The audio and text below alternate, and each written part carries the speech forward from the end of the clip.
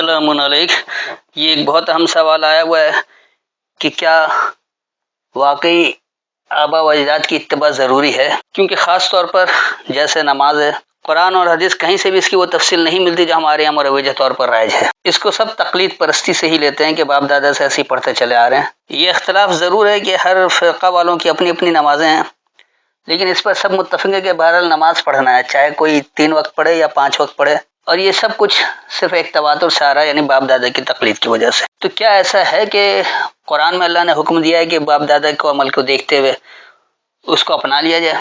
تو آئیے ہم اس کا جواب بھی قرآن سے ہی تلاش کرتے ہیں، کیونکہ یاد رکھیے کہ ہمارے چینل قرآنک لیسنس آفیشیلز کا واحد مقصد یہی ہے کہ ہم قرآن کو آسان اردو زبان میں لوگوں تک پہنچائیں، تاکہ لوگ اللہ کی ہدایت پر عمل کر کے وہ نتائج حاصل کر سکیں جو اللہ دینا چاہتا ہے۔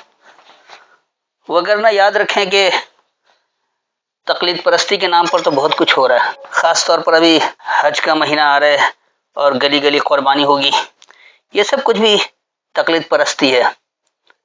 اس عمل کا نہ قرآن سے کوئی ثبوت ہے، نہ ہی ان کے حدیثوں میں اس کے کوئی ثبوت ہے، لیکن اس کے باوجود یہ تواتر کی وجہ سے کرتے چلے جا رہے ہیں۔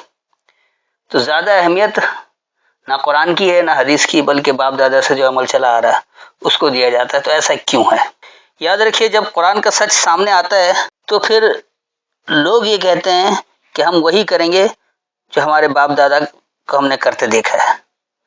تو سوال یہ ہے کہ کیا بغیر سوچے سمجھے صرف آبا کی تقلید پرستی کی جائے، یا قرآن یہ بار بار کیوں دہرا رہا ہے کہ سوچ سمجھ کر فیصلے کرو، عقل استعمال کرو؟ دوسری اہم بات یہ کہ اگر آبا و اجداد کی ہر بات درست تھی پھر قومیں گمراہ کیوں ہوئیں؟ قرآن بار بار ایک سوال پوچھتا ہے کہ عقل کیوں نہیں استعمال کرتے، تو ایسا کیوں ہے؟ آئیے سب سے پہلے ہم سورہ البقرہ اور اس کی آیت نمبر 170 کو دیکھ لیں، 2 کی 170۔ پہلے آپ کے سامنے مروجہ روایتی ترجمہ ہی پیش کروں گا، اور پھر اس کے بعد اس کی حقیقی فہم کو ہم سمجھیں گے کہ اللہ ہمیں کیا ہدایت دے رہا ہے، اس کو اچھی طرح سے سمجھا جائے۔ 2 کی 170۔ اور جب انہیں کہا جاتا ہے اس کی پیروی کرو جو اللہ نے اتارا، تو وہ کہتے ہیں بلکہ ہم اس کی پیروی کریں گے جس پر ہم نے پایا اپنے باپ دادا کو، بھلا اگرچہ ان کے باپ دادا کچھ نہ سمجھتے ہوں اور ہدایت یافتہ نہ ہوں۔ گو کہ اس مروجہ روایتی ترجمے سے بھی بات بالکل واضح ہے، سمجھ میں آ رہی ہے، لیکن تقلید پرستوں کا کیا کیا جائے کہ وہ اس پر سوچتے سمجھتے نہیں، آنکھ بند کر کے باپ دادا کے عمل کے پیچھے چل رہے ہوتے ہیں۔ یہاں اللہ سوال کر رہا ہے کہ اگرچہ وہ باپ دادا عقل نہیں رکھتے اور وہ ہدایت پر بھی نہیں ہو، پھر بھی ان کی تقلید کرو گے؟ تو یہ ثابت ہوتا ہے کہ کم از کم باپ دادا کی تقلید اللہ کا حکم نہیں ہے۔ دیکھیے یہاں اللہ کیا رہا ہے، وَإِذَا قِيلَ، اور جب کہا جاتا ہے، لَهُمُ اتَّبِعُوا، ان کے لیے کہ پیچھے چلو، مَا أَنزَلَ اللَّهُ، جو اللہ سے سامنے آ رہا ہے، جو اللہ نے نازل کیا ہے، قالوا، وہ کہتے ہیں، بل نتبعو، ہاں ہم اتباع کریں گے، ما الفینا علیہ آبانا، جو ہم نے الفت پر پایا اس پر اپنے بڑوں کو، یعنی ہمارے بڑے جو عمل کر رہے تھے بڑے ذوق و شوق سے، الفت کے ساتھ، محبت کے ساتھ، ہم اسی کی اتباع کریں گے۔ تو آگے اللہ جھنجھوڑ رہا ہے کہ اولو کان آباؤہم، کیا اور نہیں ہیں ان کے بڑے، لا یعقلون شیئا، کچھ عقل نہیں رکھتے ہوں، ولا یہتدون، اور نہ وہ ہدایت والے ہوں؟ تو کیا ایسے بڑے بھی جو کچھ علم نہیں رکھتے، کوئی عقل نہیں رکھتے ہیں اور نہ وہ ہدایت پر ہوں، تو ان کی بھی اتباع کی جائے گی؟ یعنی جس کا باپ دادا پوجا کر رہا ہو تو وہ بھی پوجا کرتا رہے، وہ اپنے عقل شعور کو استعمال کر کے کیوں اسلام قبول کر لے؟ تقلید پرستی سے تو یہی آتا ہے کہ تقلید جس کے باپ دادا جیسے ہیں وہ اسی پر عمل کرے گا۔ ہمارے ہاں جتنے نام نہاد مسلمان ہیں، یعنی پیدائشی مسلمان، ان کا عمل بھی ایسا ہی ہے کہ انہوں نے اپنے باپ دادا کو جو عمل کرتے دیکھا اسی پر کر رہے ہیں، نہ کوئی عقل استعمال کرتے ہیں نہ ہدایت حاصل کرتے ہیں، کیونکہ ہدایت قرآن سے ملتی ہے۔ عقل استعمال کرتے اللہ نے قرآن میں کہا ہے کہ عقل استعمال کر کے اللہ کی ہدایت کو سمجھو تاکہ اس پر عمل کیا جا سکے۔ ان دونوں عمل سے دور ہیں، نہ یہ عقل استعمال کرتے ہیں اور نہ ہدایت حاصل کرتے ہیں قرآن سے، نے اللہ کی کتاب میں غیر اللہ کی کتابوں کے ملاوٹ کیا کرتے ہیں اور پھر اس سے کہتے ہیں کہ اب ہم ہدایت پر آ گئے۔ جبکہ یاد رکھیے کہ اللہ کے کلام میں اگر اللہ کے کلام کا شرک کرنا، ملاوٹ کرنا سب سے بڑا یہ جرم ہے، اور اس جرم کی معافی بھی نہیں ہے، اور دنیا اور آخرت دونوں میں اس کا نتیجہ ملتا ہے۔ دنیا میں آپ دیکھ لیں کہ آج کا مسلمان ذلیل و خوار ہے، ذلت کی سزا میں مبتلا ہے، بدامنی کی آگ میں جل رہا ہے، حسد کی آگ میں جل رہا ہے، بے وقت ہے، دہشت گرد کہلاتا ہے۔ ان کی ماں بہنوں کو، بچوں کو، بوڑھوں کو، کمزوروں کو دوسری قومیں آ کر جب چاہے قتل کر دیں، جان سے مار دیں، کوئی بچانے والا نہیں، کوئی ان کے لیے بولنے والا نہیں، نہ وہ خود اپنے دفاع کرنے کے لیے تیار ہیں۔ کیا یہ آبا و اجداد کی تقلید پرستی کا نتیجہ نہیں ہے؟ کیا یہ ظلم سہتے رہنا آپ کو صرف مسلمان ہونے کے نام پر؟ آپ دیکھ لیں کہ دنیا میں آج کل جتنی بھی جنگیں ہو رہی ہیں، وہاں کمزور، بے بس، بوڑھے، بچے، عورتیں بغیر کسی وجہ کے مارے جاتے ہیں، اور ان کے مارنے پر دنیا کوئی واویلا بھی نہیں کرتی۔ مارنے والا بڑا کار ثواب سمجھتا ہے کہ یہ اس کے لیے فائدہ مند ہے، وہ جنگ میں فتح حاصل کر رہا ہے۔ مرنے والے بیچارے مظلوم روتے رہتے ہیں، مر جاتے ہیں۔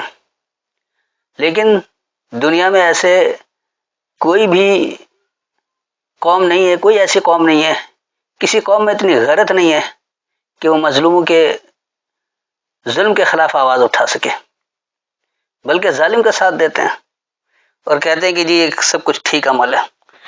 تو یہ ہے باپ دادا کے عمل کی تقلید کا نتیجہ، کہ جو لوگ اپنے باپ دادا کے عمل پر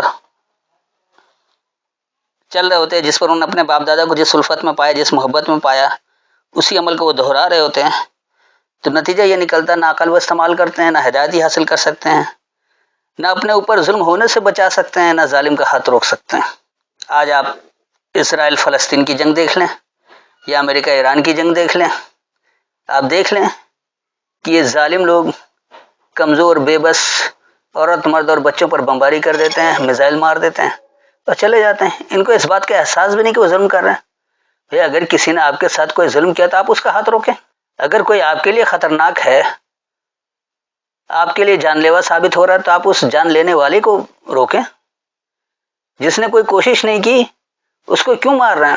یہ دنیا کا کون سا انصاف ہے؟ یقینی سی بات ہے کہ سب کچھ آبا و اجداد کی تقلید کا نتیجہ ہے۔ یہی وجہ ہے کہ دیکھیے تقلید کی وجہ سے انسان غلام بنا رہ جاتا ہے۔ اندھی تقلید صرف بتوں کی پوجا نہیں ہوتی ہے، بلکہ خیالات، فرقوں میں بٹنا، روایتوں پر چلنا، یہ سب کچھ اندھی تقلید پرستی کا نتیجہ ہے۔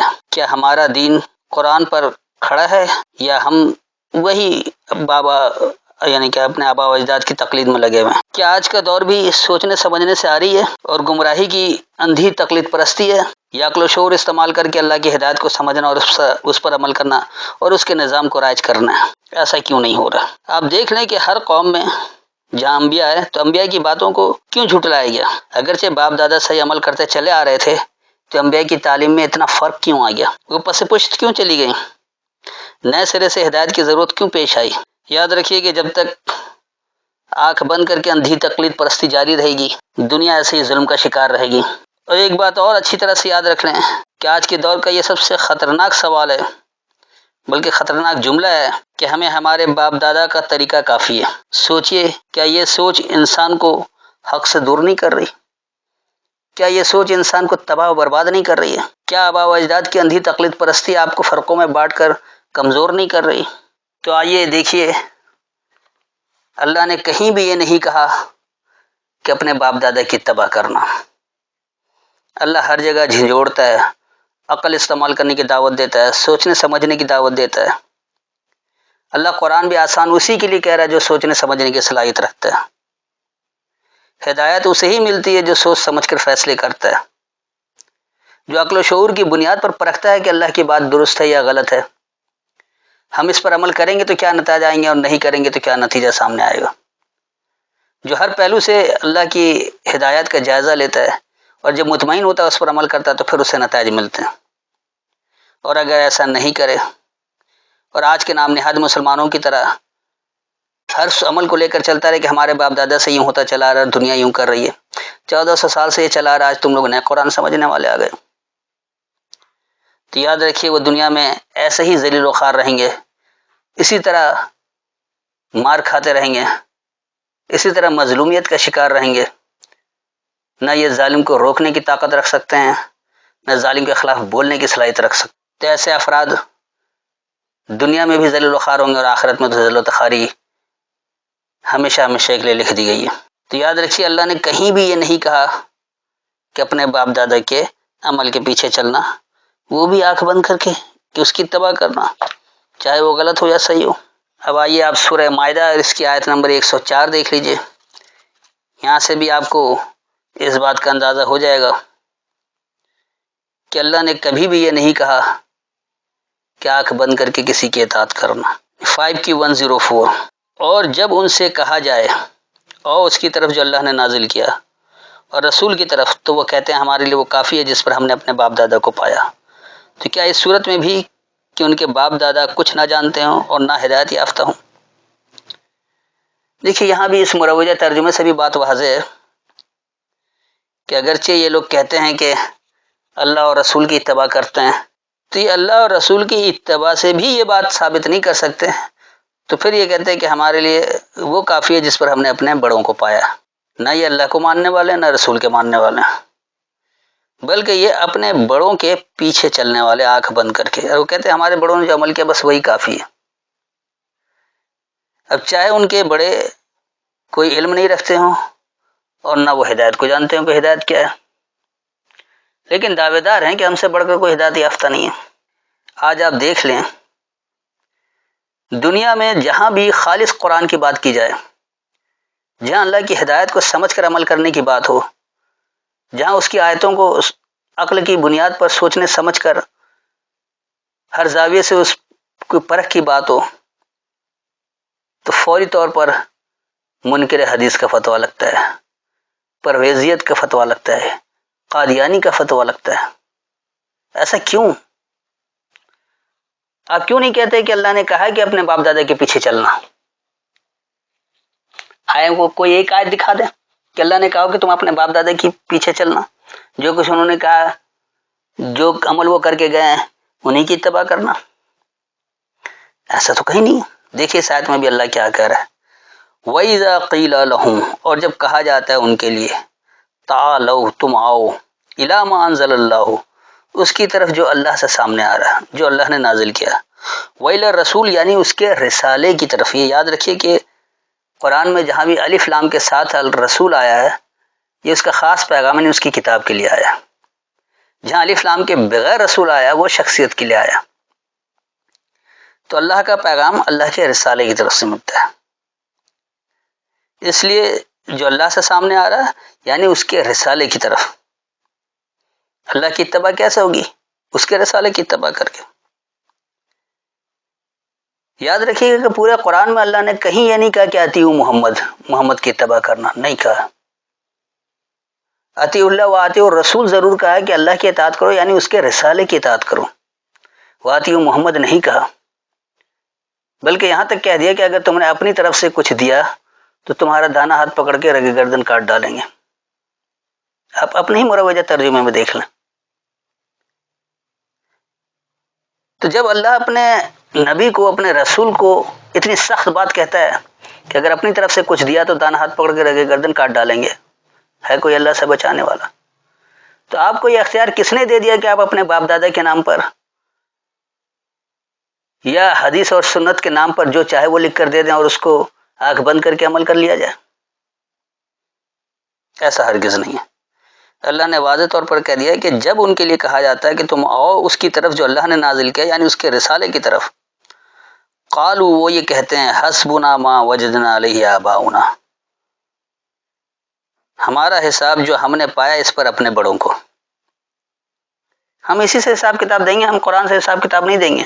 جب انہیں کہا جاتا ہے کہ قیامت کے دن اللہ حساب کتاب اپنی کتاب سے کرے گا، تم نے قرآن کو سمجھا تھا، قرآن پر غور و فکر کیا تھا، اس کے مطابق اپنے اعمال کی اصلاح کیا تھا، اپنے اعمال کو جانچا تھا کہ یہ قرآن کے احکامات کے تابع ہے یا نہیں، تو وہ یہ کہتے ہیں کہ ہمارا حساب تو اس پر ہوگا جس پر ہم نے اپنے بڑوں کو پایا، اپنے آباء و اجداد کو پایا.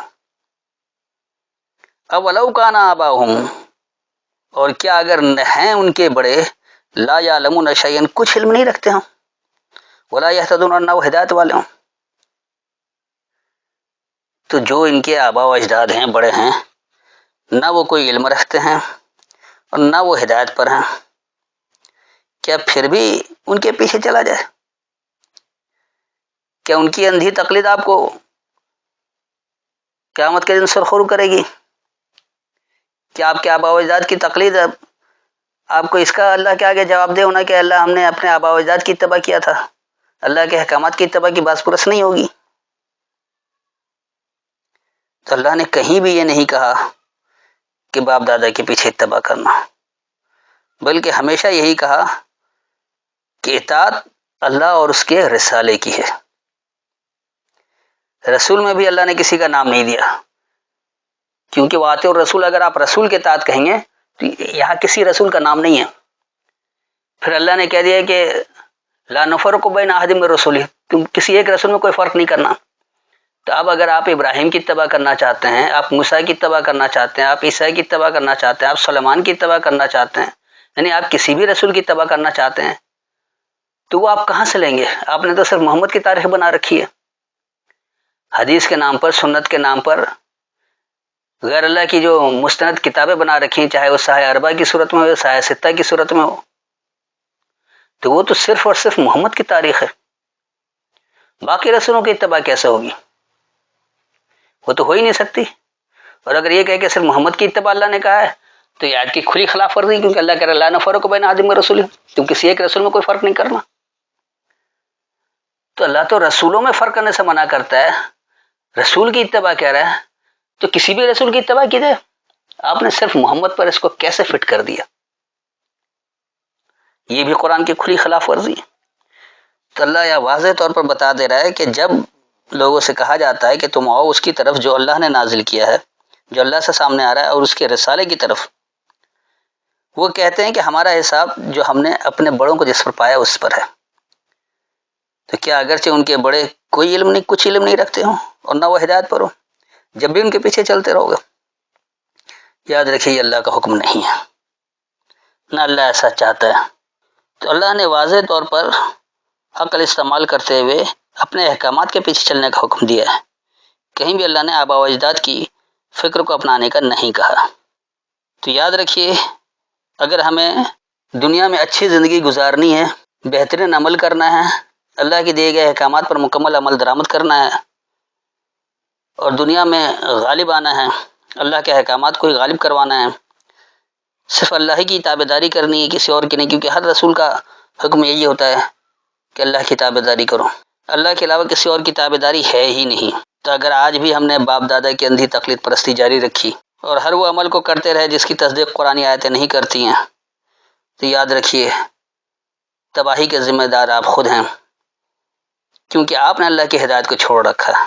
کامیابی کے لیے اللہ کے احکامات کو اپنانا ہے، اپنے ہر عمل کی تصدیق قرآنی آیات سے کرنی ہے کہ آپ کا ہر عمل اللہ کے احکامات کے تابع ہے یا غیر اللہ کی۔ اگر آپ غیر اللہ کی تابعداری کرتے رہیں گے تو یقینی سی بات ہے کہ آپ دنیا میں بھی ناکام ہوں گے اور آخرت میں تو ناکامی ہے ہی۔ اگر واقعی آبا و اجداد صحیح ہوتے تو کبھی دنیا میں اتنے اختلافات نہیں آتے، نہ اتنے فرقے بنتے، نہ فرقہ وارانہ روایات کو پروان چڑھایا جاتا۔ آپ آج بھی دیکھ لیں آج کا مسلمان ناکام کیوں ہیں۔ پاکستان کی ہی مثال لے لیں، ہر جگہ جو اپنے آپ کو مسلمان کہتے ہیں، لیکن جب عمل کی باری آتی ہے تو کیا وہ اپنے عمل کی تصدیق قرآنی آیتوں سے کرتے ہیں؟ ہرگز نہیں۔ وہ اپنے باپ دادا کی روایت کو لے کر چلتے ہیں، اپنے خاندانی روایت کو لے کر چلتے کہ ہمارے یہاں ایسا ہوتا ہے، اور یہی وجہ ہے ناکامی کی۔ دنیا میں ذلت و خواری کی سب سے اہم وجہ یہی ہے۔ تو یاد رکھیے اللہ نے کہیں بھی آبا پرستی کی ستائش نہیں کی ہے، بلکہ اس سے روکا ہے۔ پھر بھی اگر کوئی سوال رہ گیا ہو، کوئی تشنگی محسوس ہو، کوئی بات سمجھ میں نہ آئی ہو، تو آیت کے حوالے کے ساتھ دوبارہ سوال کر سکتے ہیں۔ السلام علیکم۔